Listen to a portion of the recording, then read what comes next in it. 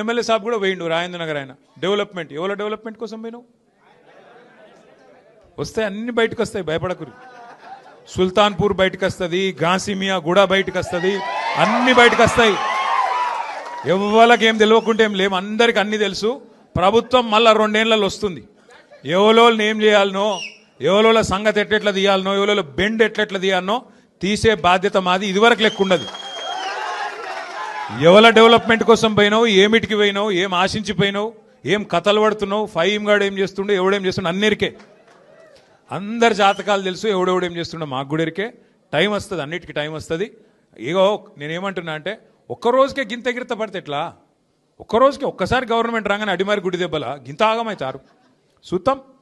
పైన దేవుడు ఉన్నాడు కింద ప్రజలు ఉన్నారు మీరు తలుసుకుంటే ఎంత పెద్ద పోటుగాడైనా ఎక్కడికి పోవాలన్నా గాడికే పోతాడు ఇవాళ రాష్ట్రం మొత్తం ఒకటే ఉన్నది అందరి ఆలోచన